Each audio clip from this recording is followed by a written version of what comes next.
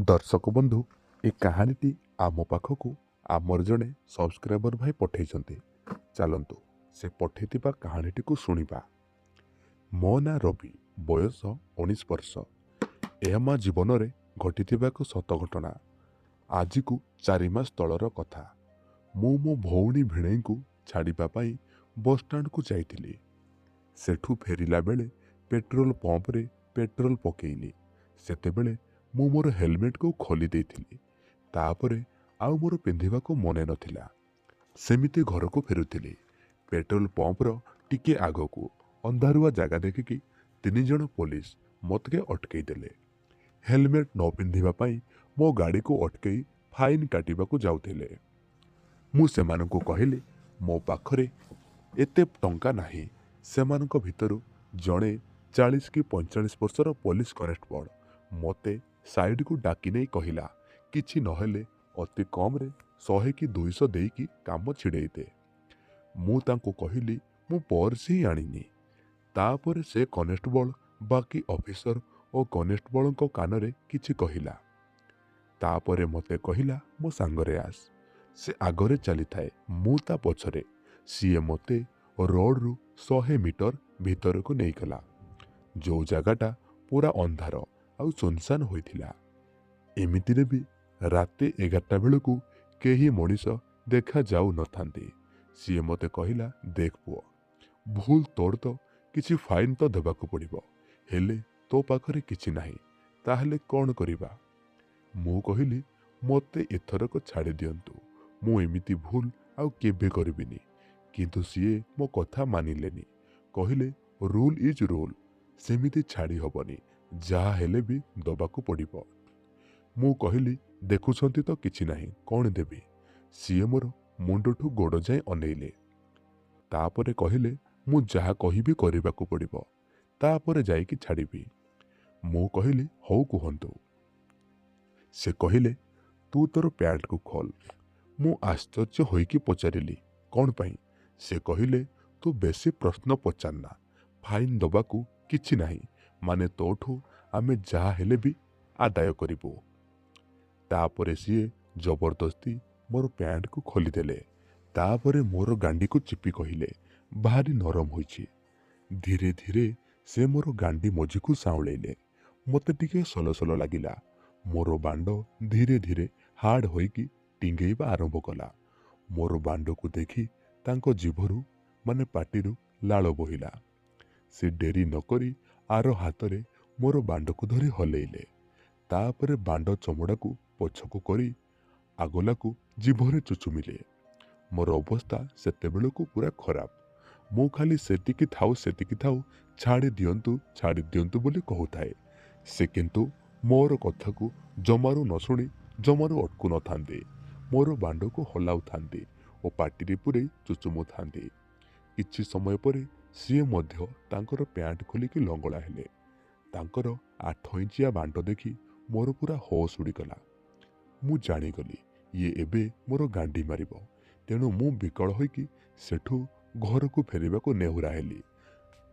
से मो कथा शुणी माने मते देखी पूरा रागीगला। आउ तार सांग आर कनेस्टेबल को डाकिला। सी आसिला परे प्रथम कनेस्टेबल कहिला देख याकू साला बेदछुआ केमिति छाटीपिटी हेउछि। द्वितीय कनेस्टेबल कहिला सड़ाकू डबल गिहणा दरकार। तापरे सेमाने मते डोगी बजरे नुआई देले। प्रथम कनेस्टेबल मोर गांडी मेलेकी बांड को गांडीर कोना पाखरे रखिला। गोटे जोरदार धक्का मारिला। मोर पूरा प्राण छाड़ीगला भलिया लागिला। बांड अधा भितर को पशिथिला। से बांड को पछकू भिड़ी आउ थरे धक्का मारिला। आउ द्वितीय कनेस्टेबल आगपटे छिड़ा होइकी तार बांड को मो पाटिरे पुरैला आउ गेहिबाकू लागिला। गांडीरे गेहुथिबा कनेस्टेबल गोटे हाथ तळକୁ बढ़ेकी मोर टिंगेई थिबा बांड को आग पछ करी हलाउ थाए। मोर देह गरम रे पूरा थरिबाकू लागि थाए। मोर बांडरू पिचकारी मारिबा भली बीर्ज बाहरी गला। से बीर्ज को से मोर बांडशाला बोली होउथाए आउ हलाउ थाए। आउ मझिरे मझिरे मोर झुलिथिबा पेड़को मध्य चिपुथाए। एमिति 20 मिनिट गेहिबा परे सेमाने निज निजर पोजिशन को चेंज कले। ପୁଣି 20 ମିନିଟ୍ ମୋତେ ପାଟିରେ ଆଉ ଗାଣ୍ଡିରେ ଗେହିଲେ। ମୋର ଗାଣ୍ଡି ସେତେବେଳକୁ ଛିଣ୍ଡିକି ପଡ଼ୁଥାଏ। ଏହି ସମୟରେ ତାଙ୍କ ଇନ୍ସପେକ୍ଟର ସାର୍ ଆସିଗଲେ। ଅନ୍ଧାରରେ ଆମ ଗିହାଁଗିହିଁ ହେଉଥିବାର ଦେଖି କହିଲେ, ଆବେ ଶଳା, ଦୁଇଟା ଯାକ ତାକୁ କୋଉ ଅନ୍ଧାରରେ ଆଣିକି ଗିହୁଁଛ? ରାତି 12ଟା ପାଖାପାଖି ହେଲାଣି। ରାସ୍ତାଘାଟ ସବୁ ଶୂନଶାନ। ରାସ୍ତା ଉପରେ ଗେହିଲେ ବି ଅସୁବିଧା ନାହିଁ। ତାପରେ ଇନ୍ସପେକ୍ଟର ସାର୍ ପଛପଟେ ଥିବା କନେଷ୍ଟବଳକୁ ହଟିଯିବାକୁ କହିଲେ। ସେ କନେଷ୍ଟବଳ ଆଶ୍ଚର୍ଯ୍ୟ ହୋଇକି ପଚାରିଲା, ସାର୍, ଆପଣ ବି ୟାକୁ ଗେହିବେ? ସାର୍ କହିଲେ, ସେଠୁ କ'ଣ ହୋଇଗଲା? ମୁଁ ହାଜତରେ ଥିବା କେତେ ମାଇକିନାଙ୍କୁ ଗେହିଛି। ତାପରେ ସାର୍ ମୋତେ ଦେଖିଲେ ଆଉ କହିଲେ, ଶଳା, କଅଁଳିଆ ମାଉଁସଟାକୁ ତମେ ଦୁଇଟା ଆଗ ଚାଖିଦେଲ। ତାପରେ ସାର୍ ମୋର ଥଲଥଲିଆ ଗାଣ୍ଡି ଦୁଇଟାକୁ ହଲେଇ ଦେଇ 2 ଥାପୁଡ଼ା ମାରିଲେ। ମୋ ପାଟିରୁ ଟିକେ ଚିତ୍କାର ବାହାରି ପଡ଼ିଲା। ସାର୍ ଟିକେ ଗରମ ହୋଇ ଆଉ ନିଜକୁ କଣ୍ଟ୍ରୋଲ କରିପାରିଲେନି। ଚଟାପଟ ନିଜର ପ୍ୟାଣ୍ଟ ଆଉ ଚଡ଼ି ଖୋଲି ମୋର ଗାଣ୍ଡିକୁ ମେଲେଇଲେ। ମୋ ଗାଣ୍ଡିରୁ ସେ 2 ଜଣଙ୍କର ନାଳ ବୋହୁଥିଲା। ତାକୁ ଜିଭ ଲଗାଇ ଚାଟିଲେ। ମୋତେ ଟିକେ କୁତୁକୁତୁ ଲାଗିଲା। ତାପରେ ମୋ ଗାଣ୍ଡିରେ ତାଙ୍କର ବାଣ୍ଡ ପୂରେଇ ଠିଆ ଠିଆ ଗେହିବାକୁ ଲାଗିଲେ। ତା ସହ ମୋର ଠିଆ ବାଣ୍ଡକୁ ଜୋର ଜୋର ଆଗ ପଛ କରି ହଲାଉଥିଲେ। ଏମିତି ସିଏ ମୋତେ 20ରୁ 25 ମିନିଟ୍ ଖଣ୍ଡେ ଗେହିଲେ। ତାପରେ ତାଙ୍କର ଗରମ ବୀର୍ଯ୍ୟ ମୋର ଗାଣ୍ଡି ଭିତରେ ଛାଡ଼ିଦେଲେ। ସେଇ ଏକା ସମୟରେ ମୋର ମଧ୍ୟ ବାଣ୍ଡରୁ ପିଚକାରି ବାହାରି ଭଳି ଗରମ ଗରମ ବୀର୍ଯ୍ୟ ବୋହିଗଲା। ସେତେବେଳକୁ ମୋ ଗାଣ୍ଡିର ସତ୍ୟାନାଶ ହୋଇସାରିଥିଲା। ଏମିତି ଭାବେ ସେମାନେ ମୋତେ ଗାଣ୍ଡି ମାରିକି ଫାଇନ୍ ଆଦାୟ କରିଥିଲେ। ତା ପରଠୁ ମୁଁ ଗାଡ଼ି ଚଲେଇଲା ବେଳେ ପୂର୍ବରୁ ସବୁ ଦରକାରୀ ଜିନିଷ ସାଙ୍ଗରେ ନେଇକି ଯାଉଛି। ସେଥିପାଇଁ କଥାରେ ଅଛି, ମଣିଷ ନିଜ ଅଙ୍ଗେ ନିଭାଇଲେ ବେଶୀ ସଚେତନ ହୁଏ। ଦର୍ଶକ ବନ୍ଧୁ, କାହାଣୀଟି ଏଇଠି ସମାପ୍ତ ହେଉଛି। ଏ କାହାଣୀ ଆମକୁ ଆମର ସେ ଭାଇ ପଠାଇଥିଲେ। ଯଦି କିଛି ଭୁଲ ଥାଏ ତାହେଲେ କ୍ଷମା କରିବେ। ଆଉ ହଁ, ଯଦି ଆପଣମାନେ ଏ ପର୍ଯ୍ୟନ୍ତ ଆମ ଟେଲିଗ୍ରାମ ଚ୍ୟାନେଲରେ ଜଏନ୍ ହୋଇନାହାନ୍ତି ତାହେଲେ এই ଭିଡ଼ିଓର କମେଣ୍ଟ ସେକ୍ସନରେ ଆମ ଟେଲିଗ୍ରାମ ଚ୍ୟାନେଲର ଲିଙ୍କ ପିନ୍ କରାହେଇଛି। ଆପଣ ଲିଙ୍କ ଉପରେ କ୍ଲିକ୍ କରନ୍ତୁ। ଆପଣ ଡାଇରେକ୍ଟଲି ଯାଇକି ଆମ ଟେଲିଗ୍ରାମ ଚ୍ୟାନେଲରେ ପହଞ୍ଚିଯିବେ।